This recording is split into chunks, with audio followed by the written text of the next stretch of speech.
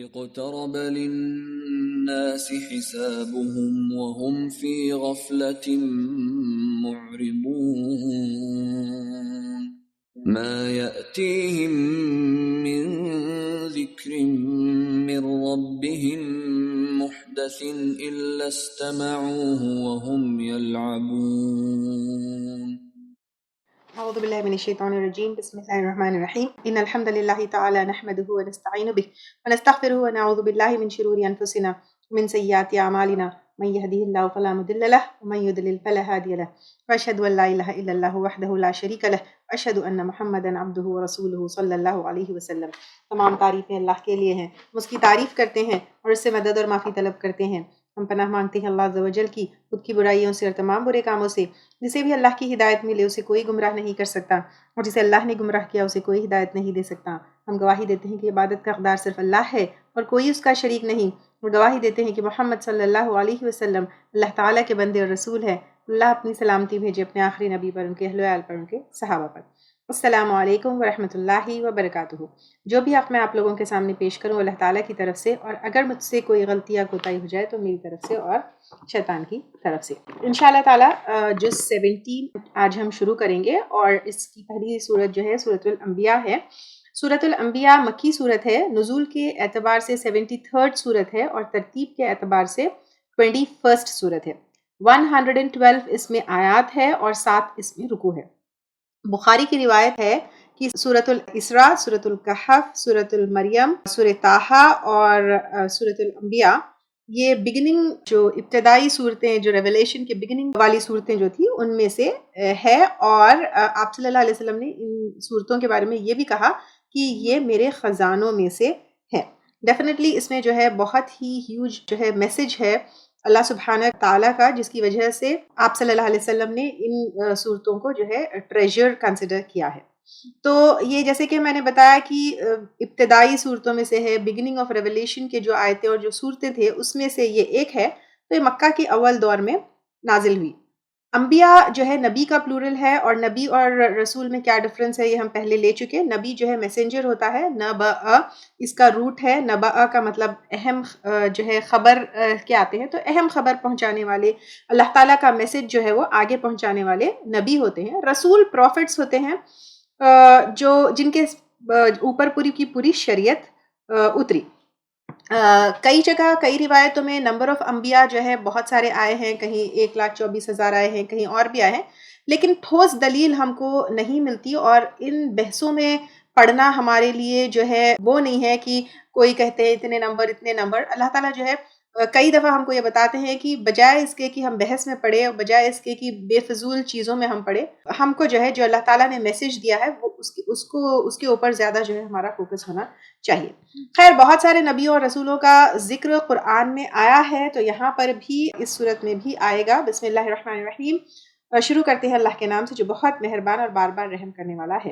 اقترب للناس، قریب آ گیا لوگوں کے لیے، حسابہم حساب ان کا، وہم فی غفلۃ اور وہ غفلت میں ہیں. غفلت کا کیا مطلب ہے؟ کسی چیز کو بھول جانا، یاد نہیں رکھنا، ذہن سے نکل جانا، اس چیز کو ذہن سے ہٹا کر کوئی اور چیز میں جو ہے مشغول ہو جانا. تو اللہ تعالیٰ کہہ رہے ہیں یہاں پر لوگوں کے لیے حساب ان کا بہت قریب آ چکا ہے، لیکن وہ لوگ غفلت میں ہیں، معرضون منہ موڑے ہوئے ہیں، یعنی ان کو فکر ہی نہیں ہے کہ ان کا حساب جو ہے بہت قریب ہے. اور یہ حساب کیسا ہمارا قریب ہے؟ لوگ یعنی ہم ہی ہیں نا، کوئی اور تو نہیں ہے. تو ہمارا کیسے قریب ہے؟ ایک تو انسان کی موت بہت قریب ہے، نیکسٹ مومنٹ ہماری موت ہو سکتی ہے. ہماری ایسی کوئی گارنٹی نہیں ہے کہ ہم کتنے سال رہنے والے ہیں، کب تک رہنے والے ہیں. تو انسان کی موت بہت قریب ہے، اور موت کے بعد سے جو ہے اس کا حساب کتاب کا سلسلہ سب کچھ شروع ہو جائے گا. یہ ہم سب کو اس چیز کا علم ہے.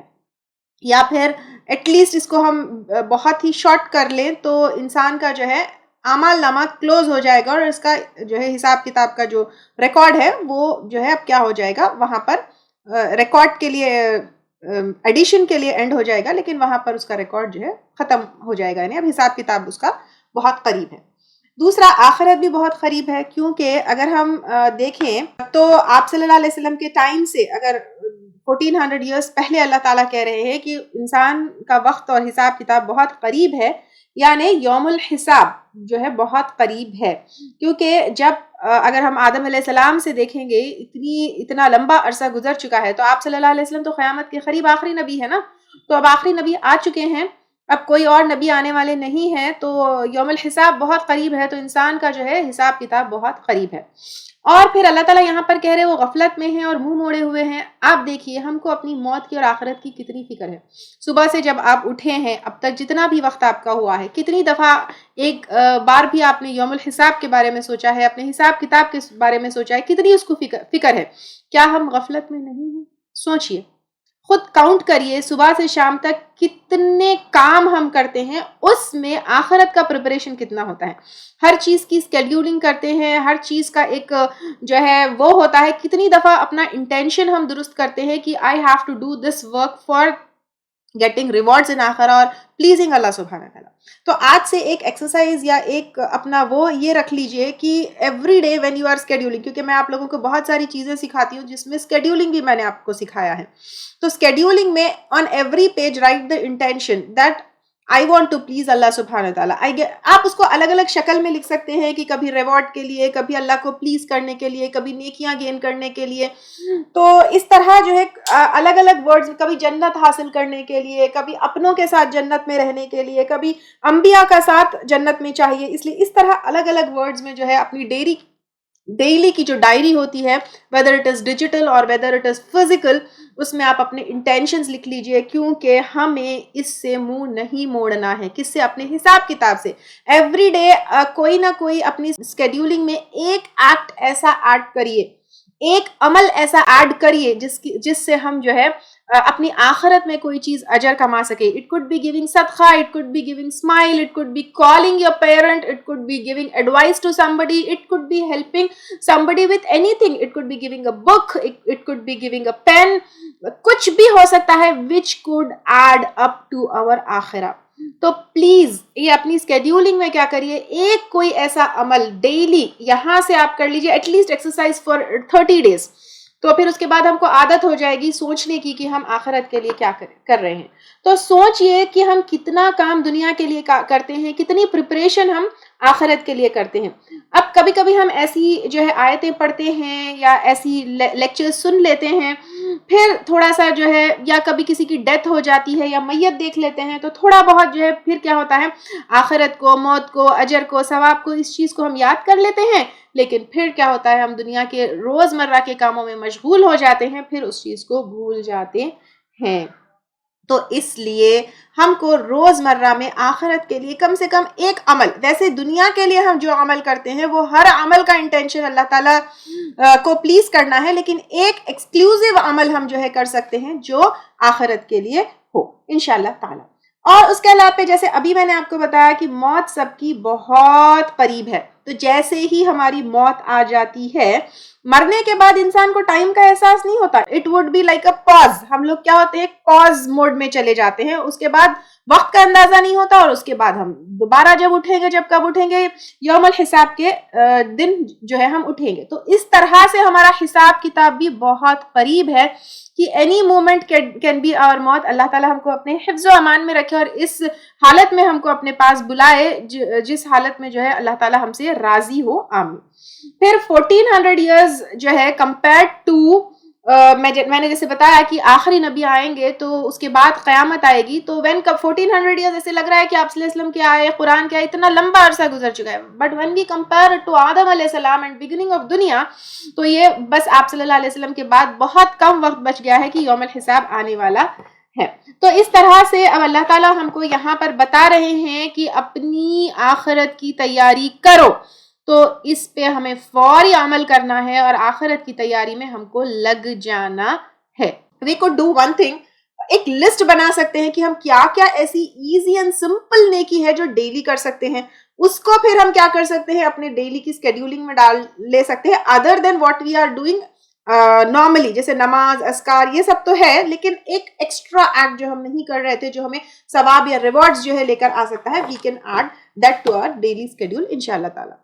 ما یأتیہم، نہیں آتا ان کے پاس من ذکر کوئی ذکر یا نصیحت، یعنی یہاں پر ذکر اور نصیحت سے مراد قرآن ہے، من ربہم ان کے رب کی طرف سے، محدث نیا، الا استمعوہ مگر وہ سنتے ہیں اس کو، وہم یلعبون اور وہ کھیل رہے ہوتے ہیں۔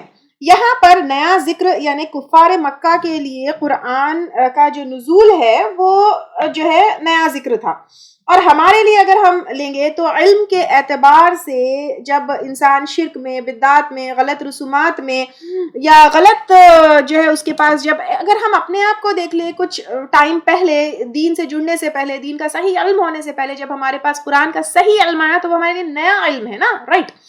تو اسی طرح الحمدللہ اللہ تعالیٰ نے جو ہے ہم کو ہدایت دی اور ہم اس نئے علم اور نئے نالج کے اوپر عمل کرنے جو ہے نکلے ہیں، اللہ تعالیٰ اس میں استقامت ہمیں دے۔ لیکن جو لوگ جو ہے یہ نیا علم یعنی صحیح علم، کفار مکہ کے کانٹیکسٹ میں اگر دیکھیں گے تو قرآن کا نزول ہے، اور اگر ہمارے دور میں اگر ہم دیکھیں گے تو کریکٹ نالج آف قرآن جب وہ سنتے ہیں تو پھر وہ کیا کرتے ہیں، وہ کھیل رہے ہوتے ہیں، یعنی نان سیریس ہوتے ہیں، جیسے کھیل ہے، تماشا ہے، اس کو جو ہے سیریسلی نہیں لیتے، سنتے اور کھیل رہے ہوتے ہیں۔ اس کا مطلب یہ کہ اللہ کا ذکر اور قرآن کا کھیل بناتے ہیں۔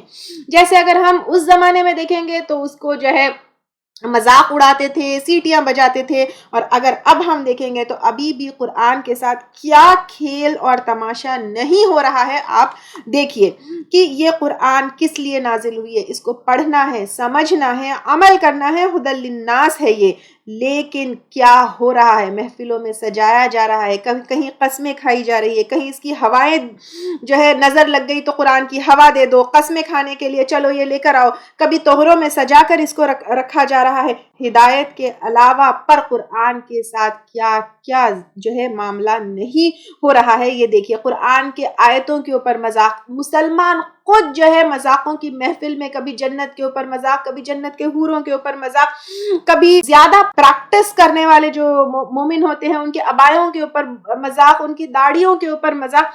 ایک یہ چیز ہے مذاق اڑانا، دوسرا نان سیریس لینا، یعنی کبھی بھی جو ہے اس چیز کو سیریسلی نہیں لیتے، عمل نہیں کرتے، آخرت کی تیاری نہیں کرتے۔ اللہ تعالیٰ ایسی جو ہے غفلت سے اور ایسے منہ موڑنے سے ہم کو محفوظ رکھے۔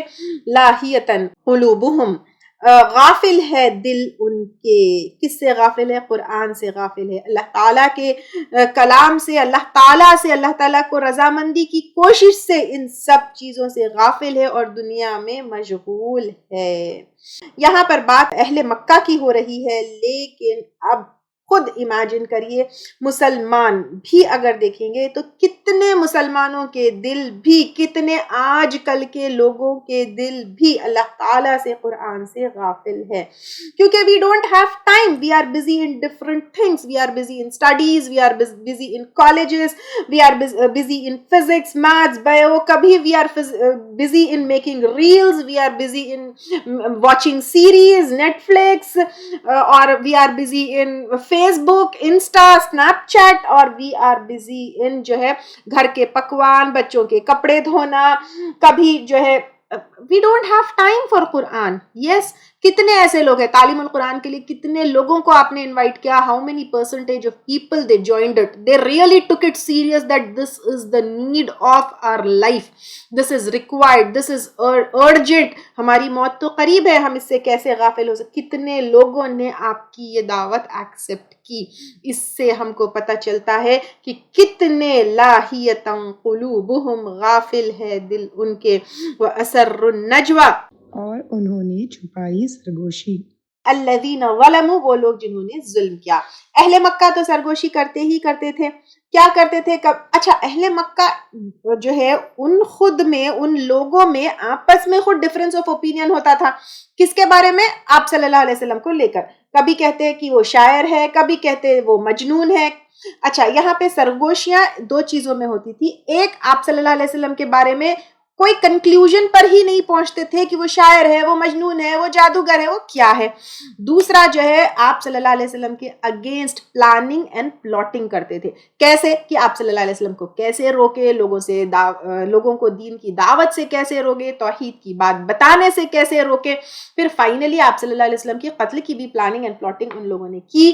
هل هذا الا بشر مثلکم، نہیں ہے مگر ایک انسان ہے تمہاری طرح. یعنی اب ان کا جو ہے یہ تھا کہ آپ صلی اللہ علیہ وسلم میں کیا گریٹ بات ہے بھائی، وہ تو ہماری طرح انسان ہے. اگر فرشتے ہوتے، کوئی سپر نیچرل چیز ہوتی تو پھر جو ہے ہم ان کی بات مانتے. لیکن اس چیز کا جواب قرآن اٹسیلف میں اللہ تعالیٰ نے دے دیا ہے اور کئی جگہ ایکسپلین کر دیا ہے کہ ہم کو آپ صلی اللہ علیہ وسلم کو پریکٹیکلی جو ہے جیسے وہ کرتے تھے ویسا عمل ہم کو کرنا ہے، ان کی سنتوں کو فالو کرنا ہے. اگر وہ فرشتے ہوتے تو ہم ان کو فالو کیسے کرتے، کیونکہ فرشتوں کے پاس تو سپر نیچرل وہ چیز ہوگی نا، تو پھر فالو کرنا، ہم انسان ہو کے فرشتوں کو تو فالو نہیں کر سکتے. اس لیے انسان کو اللہ تعالیٰ نے کیا کیا، وہ بنا کر، یعنی آپ صلی اللہ علیہ وسلم ایک انسان تھے اور ان کو نبی بنا کر بھیجا. افتأتونا، کیا بھلا تم آتے ہو، السحر، جادو کو، وانتم، اور تم تبصرون، تم دیکھتے ہو. یعنی اب ان لوگوں کا یہ کہنا تھا کہ کیا بھلا تم آتے ہو کا مطلب ہے کیا بھلا تم مانتے ہو. ٹھیک ہے، کیا تم یہ مانتے ہو کہ یہ جادو ہے. قرآن میں جو ہے ایکچولی ایک میجیکل اثر ہے، اگر اس کو سمجھ کر سنیں گے. اب آپ دیکھیے الحمدللہ یہاں 16 جز آپ لوگوں نے کمپلیٹ کر لیا. Don't you like sense or don't you feel that magical جو اس کے اندر ایک وہ ہے، اثر ہے، وہ جو میجیکل ایکسپیرینس جو اس کا ہے قرآن کا، سو بیوٹیفل. میں ہمیشہ طالب القرآن کے اسٹوڈنٹس کو یہ کہتی ہوں کہ قرآن کا جو ٹرانسلیشن ایز اٹ از پڑھ کر جو سمجھنے کا جو لطف ہے، جو مزہ ہے، وہ کہیں اور کسی اور چیز میں نہیں ہے. کیونکہ ڈیفینیٹلی اس میں جو ہے نا ایک میجیکل ایکسپیرینس ہے جو ہم شاید ورڈز میں بیان نہیں کر سکتے ہیں. اب اہل مکہ بھی جو ہے جب قرآن سنتے، اور کیونکہ ان کی تو زبان عربی تھی، ان کو سمجھ میں آتی تھی، تو پھر ان میں بھی کئی لوگ جو ہے کیا ہوتے تھے، متاثر ہو جاتے تھے. اور اسی متاثر ہونے کی وجہ سے کتنے لوگ ایمان لے کر آئے. اب یہ دیکھیں، اب یہ جو لوگ ایمان لے کر ایک تو آتے تھے، دوسرا جو ایمان لے کر نہیں پہ آتا تھا وہ قرآن سننے پر جو اٹریکٹ ہو جاتا تھا، جو ایک دم اس میں فلو ہو جاتا تھا. سورہ نجم کی آیتیں بھی جو ہے سن کر ایک دم بے قابو ہو کر کفار جو ہے کیا ہوا، سجدے میں گر پڑے. تو یہ جو میجیکل اثر تھا، تو اسے دیکھ کر اہل کتاب جو ہے ایک اور تہمت نعوذ باللہ اس کے اوپر، قرآن کے اوپر اور آپ صلی اللہ علیہ وسلم کے اوپر لگا دیے کہ یہ قرآن جادو ہے اور نعوذ باللہ آپ صلی اللہ علیہ وسلم جادوگر ہے. قال، کہا، اب آپ صلی اللہ علیہ وسلم نے جواب دیا ان کی یہ باتوں کا، ربی، میرا رب، یعلم القول، جانتا ہے بات کو، فی السماء والارض، آسمان اور جو ہے زمین میں، وہو السمیع العلیم، اور وہ سننے والا ہے، جاننے والا ہے.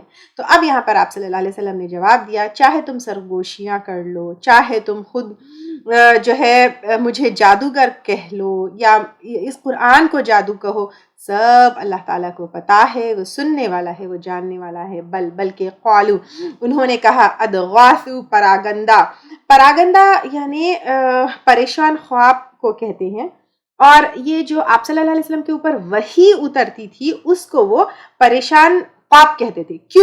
کیونکہ قرآن میں وحدانیت یعنی ایک اللہ تعالیٰ کی بات ہے جو ان کے سمجھ میں نہیں آتی تھی. ان کو تو کئی خدا چاہیے تھا، ان کو تو بت چاہیے تھا، ان کو ایک اللہ کا کانسیپٹ سمجھ یعنی ایک عجیب سی چیز لگتی تھی. تو اس کو پریشان خواب کہتے تھے، وحی کو، جو قرآن کی وحی آپ صلی اللہ علیہ وسلم کے اوپر اتری. اور قرآن میں اتنے سارے فیکٹس ہیں، جیسے بگ بینگ تھیوری ہے، قیامت کا آنا ہے، مرنے کے بعد جی اٹھنا ہے. یہ ان کی چھوٹی سی جاہل عقل کی سمجھ کے باہر باتیں تھی، اسی لیے بھی اس کو گندا خواب کہتے تھے. اور عربز میں اگر کسی کو جھوٹا کہنا ہوتا تو اسے شاعر کہتے، جیسے ہم جو ہے جو پھینکنے والا ہے اس کو ہم شیخ چلی کہتے ہیں. تو یہاں پر جو ہے ایک محاورتاً بھی ان کو کہا جا رہا ہے کہ یہ جھوٹا ہے، ایسا ہے. اس طرح جو ہے آپ صلی اللہ علیہ وسلم کے اوپر وہ لوگ الزام لگانے لگے. تو کیا کہنے لگے؟ بلکہ قالو، انہوں نے کہا، ادغاثو، پراگندہ، احلام، خواب ہے.